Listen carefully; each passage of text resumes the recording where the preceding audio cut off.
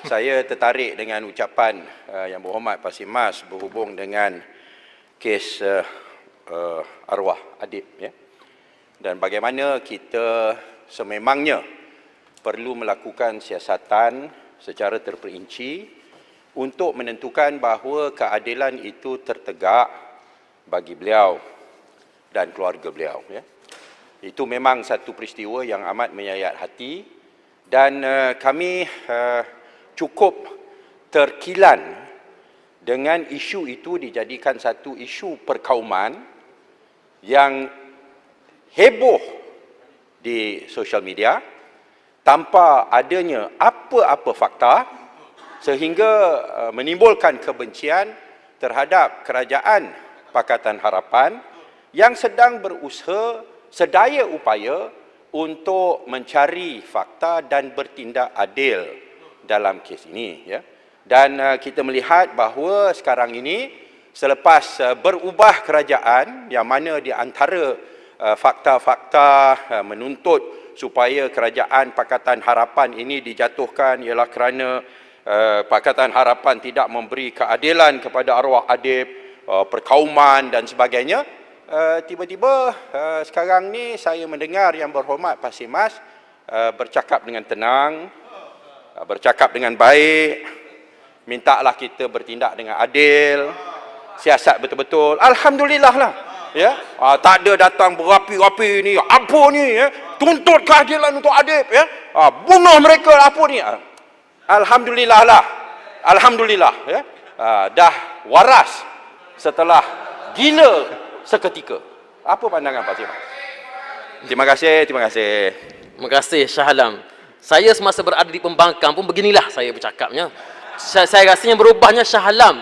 Dulu Shah Alam berada di pihak kerajaan sebagai menteri, Shah Alam di pembangkang lain pula nada cara percakapannya.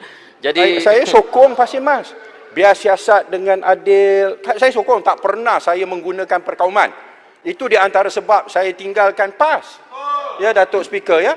Kerana PAS pun dah bawa nada perkauman, Melayu Islam dan sebagainya, yang tidak selari dengan apa yang telah diperjuangkan oleh Allahyarham Tok Guru Ni Aziz, ya. Inilah kita harap bahawa PAS boleh menjadi waras walaupun kembali sebagai pembangkang satu ketika kelak. Terima kasih. Muhammad Pak Mas. terima kasih, cukup Julutong. Saya nak jawab. Saya tanya satu saja. Saya satu saja. Kenapa tidak dalam ucapan kita beri perhatian kepada isu Allahyarham Adib dan tunggu sehingga saya bangkitkan perkara itu? Walhal dulu masa menjadi pembangkang. Menteri dah jawab dah. Walhal Menteri dulu masa jadi pembangkang, sentiasa PAS memainkan isu ini, mengapi-apikan sentimen supaya rakyat benci terhadap Pakatan Harapan. Kenapa tak bangkitkan isu tentang Allahyarham Adib, perkara yang menimpa keluarga beliau dan beliau masa ucapan? Kenapa tidak? Bukankah PAS benar-benar ingin tahu apakah yang berlaku kepada beliau, ataupun cuma memainkan isu ini hanya untuk membangkitkan kemarahan rakyat terhadap Pakatan Harapan? Julutong, terima kasih Julutong. Julutong hanya boleh bangkitkan, saya tak bangkit dalam ucapan ketika selesai ucapan saya. Selagi belum selesai ucapan saya, premis Julutong saya tak bangkitkan dalam ucapan tak terpakai. Kerana saya sudah ada dalam poin saya untuk bangkitkan dalam ucapan saya. Saya kira Julutong boleh faham premis ini. Dan Shah Alam tadi bangkit soal ketenangan, tenang dan sebagainya. Ya, kita sentiasa tenang.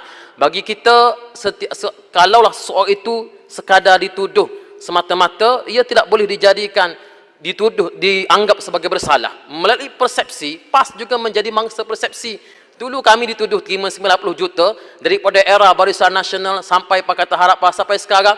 Tak ada pun yang bukti kami terima 90 juta. Tidak ada bukti. Jadi mangsa persepsi ini adalah merupakan PAS dulu telah menerima soal masalah atau menerima implikasi daripada persepsi yang telah disebarkan. Saya kira cukup. Boleh Pak Speaker. Shah Alam, saya kira cukup dah. Pak Mas boleh? Boleh ya. Tak pernah lagi saya tak pernah lagi. Ini semua pemimpin senior tak guna kalau tuan-tuan. Boleh lah. Okey, terima kasih. Boleh Okey, terima kasih kepada Pak Mas. Bang seminit je. Okey, tak apa. Pak Mas, terima kasih. Pak Mas memainkan isu 90 juta. Saya pun bersetuju dengan Pak Mas. Nampak nada ni lebih rasional hari inilah. Jadi saya nak tanya, kalau betul PAS difitnah, kenapakah Semasa saman di England tu, dia tarik balik kes itu. Kalau betul kita benar, kita lawan sampai kita darah terakhir baru betul. Oh, nama jihad. Apa pandangan? Lepas tu kena bayar pula ni, kena bayar 1.4 juta. Lepas saya buat report dedah macam-macam. Kenapa tarik balik? Kes ni kan kuat kan? UMNO suruh ke? Soal tarik balik itu bukan menandakan PAS mengaku bersalah, tidak. Ia tidak semestinya kita mengaku bersalah. Dia ada yurannya, dia ada legal fee yang terpaksa kita tanggung dan sebagainya. Kita jangan taman awal lah. PAS bukan merupakan parti kerajaan yang boleh untuk nak menanggung yuran yang begitu mahal yang menyebabkan Sepang membuat kesimpulan bahawa kita telah melakukan perkara tersebut. Ini satu premis atau prinsip yang salah yang telah diutarakan oleh Sepang. Bagi kita, setiap yang dituduh bersalah masih belum didapati bersalah. Bayangkan, setiap politik, beberapa menteri telah pun dituduh sebagai bersalah. Adakah kita nak katakan mereka bersalah? Tidak. Prinsip kita, setiap yang disiasat, dituduh masih belum boleh dikatakan bersalah selagi mana mereka tidak dibuktikan sebagai bersalah. Prinsip itu kekal. Kalau saya boleh mencelah sekejap saja. Ya, last semua. Sekejap ni bukan soal PAS ataupun amanah di sini.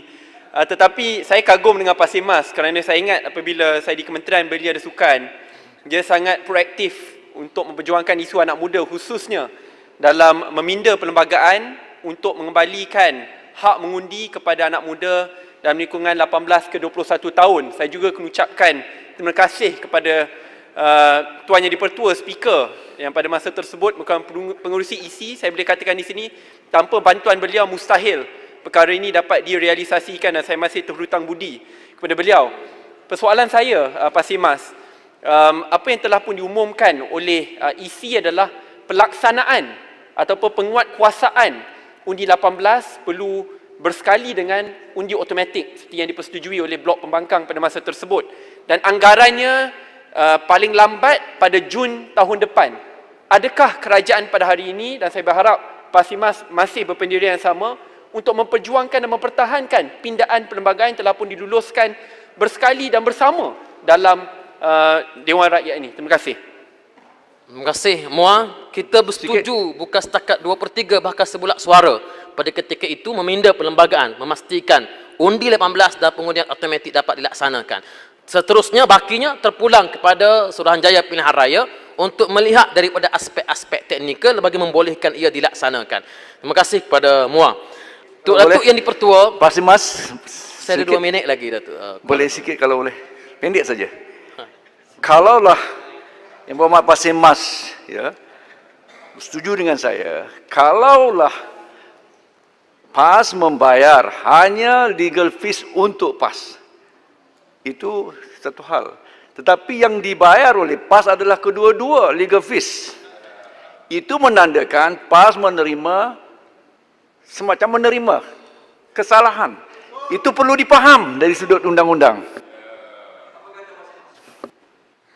Itu terlampau teknikal untuk saya jawab kalau Selangor. Masih 15 saat. 15 saat. Tak boleh lah. 15 saat je. Saya perlu masa untuk menjawab persoalan-persoalan teknikal seperti itu. Pasti 15 saat. Pasal Mas satu Tak ada. dua, Saya lima ada saat, lima saat, lima saat, 7 lima saat saat lagi. 5 saat, 5 saat je boleh. Saya dan Yang Pertua bersedia melanjutkan masa saya. Tolong, saya rasa YB Pasir Mas ketutukan masa, Ya. dia 15 saat, tidak mau memberi laluan. Speaker bagi dia Sebenarnya Teruskan Speaker yang Sebenarnya Berhormat tadi Pasir saya Mas. diberikan 2 jam. Ya. Saya minta 1 jam. Boleh tak saya Silakan. minta balik 1 jam? Silakan. Boleh Tuan Speaker, saya telah sikit Speaker je, kata boleh. Sikit je Tuan Speaker. Boleh Sikit je. Okey, terima kasih. Saya nak tanya kepada tadi YB Pasir Mas dia cakap pasal seseorang tidak boleh dibuktikan bersalah kecuali seorang dianggap tidak bersalah kecuali dibuktikan bersalah. Ini panggil presumption innocent Saya tahu dalam Islam dia kata al-aslu bara'atu zimah. Ni kita dah tahu semua. Tapi adakah Pasir Mas sedar kalau kita belajar undang-undang, itu presumption itu dalam kes jenayah hanya. Kes civil tak macam itu. Yang kes di England tu melibatkan kes civil, saman civil, bukan jenayah. So kalau pergi mahkamah, you hujah presumption innocent, awal-awal lagi dah kalah. Jadi apa pandangan? Sikit je Pasir Mas, 15 saat. Saya Minta kat speaker tambah 1-2 minit. tak, saya bercakap soal prinsip pandangan masyarakat terhadap PAS. Menghukum kami telah menerima 90 juta. Bukan soal kes tersebut. Bukan soal kes itu. Kes itu mempunyai prosedur yang tersendiri yang sudah pasti dapat ditangani oleh pihak-pihak yang berkewajipan. Tapi dalam isu pandangan masyarakat terhadap PAS, macam mana kita telah difitnah dan diberikan persepsi menerima dana tersebut, itu isunya. Dan kalau nak kira sudut persepsi, kami juga boleh menyatakan persepsinya sama. Mereka yang dituduh, ditangkap, disiasat oleh SPRM, semuanya Sebab tak ikut pesan Tok Guru Nik Aziz. Jangan berkawan dengan UMNO. Terima kasih Pak Mas. Tadi sebenarnya terheret isu PAS 80 juta 90 juta ni bila Jelutong membawa tentang isu kematian arwah Adib. Jadi cara Pak Mas jawab ni ialah bahawa PAS pun terkena persepsi. Jadi maksudnya Pak Mas setuju bahawa isu Adib ni sebenarnya hanyalah isu persepsi. Ya atau tidak? Bagi kami, soal Allahyarham Adib dulu, kita telah menyatakan dengan jelas bahawa kita tidak setuju dengan pandangan peguam negara yang telah mendahului inquest. Tidak pernah kami sebut bahawa orang tertentu, individu tertentu telah bertanggungjawab terhadap kematian Adib, orang ini bertanggungjawab. Tidak. Tetapi kita tidak setuju dengan kenyataan yang dikeluarkan oleh peguam negara. No, dan pada masa itu, kerajaan tidak mempertahankan. Sekarang Ketua Polis Negara mengatakan bahawa tidak ada saksi yang nampak. Apa pandangan Yang Berhormat? Baru-baru ini 2 hari yang lalu Ketua Polis Negara mengatakan bahawa tidak ada orang yang melihat, memukul dan mencederakan sehingga kematian arwah Adib. Apa pandangan Yang Berhormat? Tidak ada orang yang melihat, belum pasti bahawa ia tidak dibunuh. Itu saja. Ketua Polis Negara tidak Sebab itu saya menafikan ia katakan dibunuh. kita perlu minta menteri berkenaan supaya tindakan diambil. Itu adalah pendirian kami dulu, kini dan selama-lamanya. Ya, saya setuju dengan pandangan Jelutong. Dah betul dah. Kita minta supaya tindakan diambil dengan segera. So, tidak ada masalah. Terima kasih Jelutong.